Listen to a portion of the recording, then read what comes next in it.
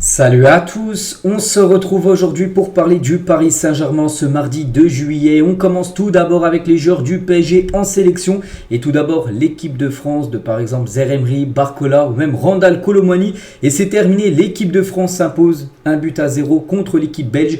Notre Parisien Randal Kolo Muani est entré en jeu et a provoqué le but victorieux. Donc déjà dans le 11 de départ, ce qui est plutôt rare les gars, aucun joueur du Paris Saint-Germain a commencé titulaire lors de cette rencontre parce que Dembélé qui avait commencé titulaire lors des 3 premiers matchs en tant que joueur du PSG, il a commencé sur le banc à cause peut-être de ses mauvaises performances lors des matchs de poule et du coup donc aucun Parisien, mais bon le but est venu quand même d'un Parisien, c'est Randal Kolo Muani qui a remplacé le Thuram les gars qui a encore été catastrophique, Thuram c'est fou.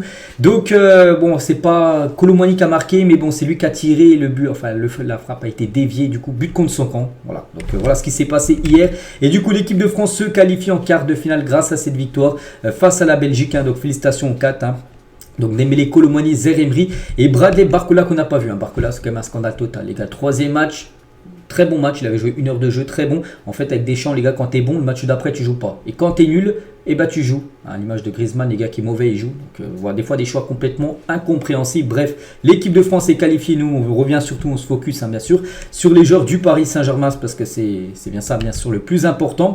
Et voilà, le but de Randal Kolo Muani, enfin, détourné contre ce camp par le défenseur belge. Donc voilà, c'est sur cette action-là. Donc félicitations bien sûr à Randal Kolo Muani. Donc parlons du niveau de Kolo Muani en équipe de France. C'est vrai qu'au PSG, je vous cache pas les gars, il est pas bon. Oui, il est pas bon les gars, il est jamais dans ses matchs. C'est vrai qu'avec l'équipe de France, souvent lors de ses rentrées en jeu, et souvent il est plutôt très correct avec les Bleus. Donc voilà, maintenant on aimerait voir le Randal Kolo Muani de l'équipe de France, mais maintenant avec le Paris Saint-Germain, parce que là la saison qui vient de s'écouler les gars était très décevante de la part de Randal Kolo Muani. Après ça peut peut-être être le déclic pour lui, bien sûr 7 €. Donc ouais, il a peut-être des chances d'être titulaire lors du prochain match en vue de la belle entrée qu'il a fait à la place de Marcus Thuram. Et Kolo Muani l'a dit, on tirait mais nos tirs n'étaient pas cadrés, ça c'est un gros problème. L'équipe de France c'est 20 tirs, 2 tirs cadrés. Donc voilà, si tu cadres pas, tu peux pas marquer. J'ai eu cette chance sur le but, le coach m'avait dit de ramener de la fraîcheur, de garder des ballons et de les provoquer par ma vitesse. J'ai essayé d'apporter ma fraîcheur et de l'intensité pour rebooster l'équipe et ça a été chose faite, parce que je trouve qu'il a fait vraiment une entrée très correcte, contrairement à d'autres joueurs qui ont beaucoup déçu.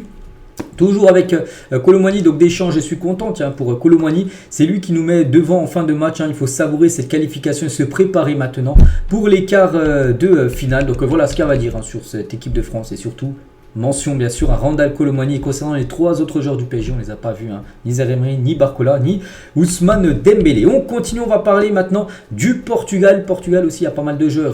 Donc il y a Danilo, il y a Nuno Mendes, il y a Vitinha et Gonzalo Ramos. Donc le Portugal jouait contre la Slovénie, ça s'est fini sur un 0-0, prolongation 0-0. Tir au but, et là le Portugal a vraiment été exceptionnel, 3-0 tir au but, gardien Diogo Costa, très bon gardien les gars, il a fait les 3 arrêts.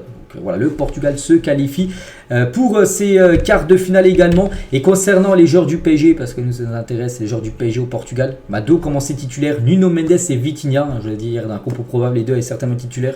Et ça a été le cas. Concernant Danilo et Gonzalo Ramos, vraiment j'ai regardé tout le match. Je pensais que Gonzalo en fin de match il est rentré parce qu'ils n'arrivaient pas à marquer le Portugal. Il n'a pas joué la moindre minute, Gonzalo Ramos, vraiment un euro là sur le banc. Bref. Et concernant Vitinha, titulaire, mais c'était le premier à sortir. Je ne sais plus ce qui est rentré, Diogo Costa, je crois, le premier à être sorti. Peut-être à l'heure 2, j'ai plus la minute exacte quand il est sorti, peut-être à la 60, 65e. Il est sorti. Et l'explication lunaire de Roberto Martinez au sujet de la sortie de Vitinha. Pourquoi la sortie de Vitinha? Pourquoi pas un autre? Pourtant Vitinha faisait son match. L'état de la pelouse a motivé ma décision.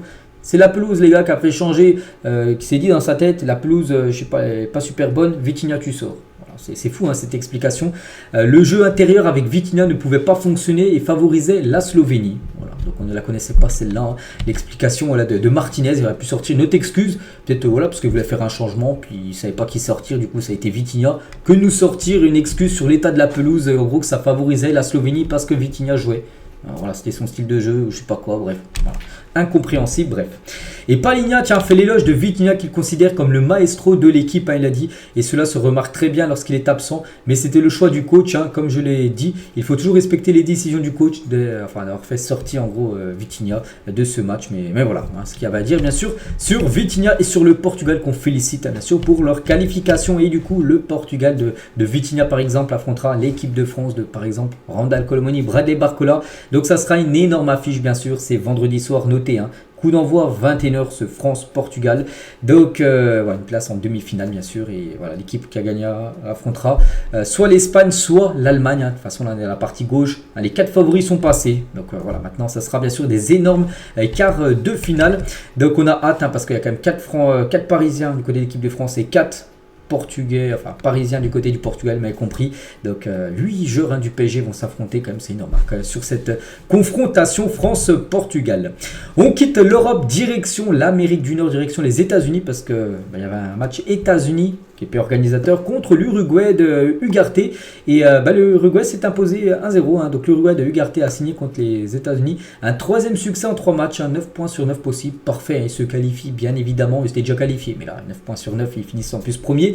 Donc Ugarte a joué 88 minutes, il est sorti en toute fin de match, il a fait vraiment une très belle partie, mais attention, on a eu très peur. Hein, grosse frayeur, pourquoi? Parce que son genou, le gars a tourné. Hein, et Ugarte se veut rassurant après sa frayeur zone mixte. Hein. À la fin du match, il a dit: je vais bien, mon genou s'est un peu coincé dans la pelouse, c'est un peu tourné. Il a dit: j'ai d'abord eu un peu peur, mais heureusement, il ne s'est rien passé. Parce que des fois, des footballeurs où le genou, enfin le pied reste, le genou tourne, puis les ligaments croisés. Hein. Souvent, ça arrivait. On avait peur pour lui et du coup, voilà, en gros, il dit que ça va. Donc voilà, concernant Ugarte, bien sûr, qualifié pour la suite. Hein, donc l'Uruguay premier, Panama deuxième. Donc l'Uruguay affrontera le deuxième de l'autre poule. Il y aura peut-être le Brésil. Actuellement, le Brésil est deuxième. Hein. Tiens, le Brésil de Marquinhos et Beraldo joue contre la Colombie. Victoire obligatoire si le Brésil veut finir premier. Sinon, finir en deuxième. Et ça peut être peut-être un Uruguay-Brésil. Donc un Ugarte contre Marquinhos, on peut dire, en quart de finale de cette Copa América. Milan Skriniar, tiens, avec la Slovaquie, se sont fait éliminer avant-hier contre l'Angleterre. Ça y est, retour pour lui au pays. Hein. Donc maintenant, place aux vacances, hein, bien sûr, pour Milan Skriniar. D'ici 2-3 semaines, elle sera de retour à l'entraînement du côté du club. On continue, on va parler un peu mercato, on le fait tous les jours, bien sûr. Donc le point aujourd'hui, donc Luis Enrique et Luis Campos voulaient vraiment Ryan Cherki. On a parlé hier que Cherki, du coup, volte-face. Hein. Il a plutôt préfère signer dans une autre équipe, Dortmund, que le PSG. Donc on va voir qu'Enrique et Luis Campos le voulaient. Hein. Il était persuadé que le Lyonnais jouerait sous le maillot du PSG cette saison, mais du coup, ça, c'est pas fait. Donc Dortmund demeure toujours en pole position pour l'instant. C'est pas encore fini, on peut dire, pour le PSG, mais voilà, il devrait bien aller du côté de Dortmund.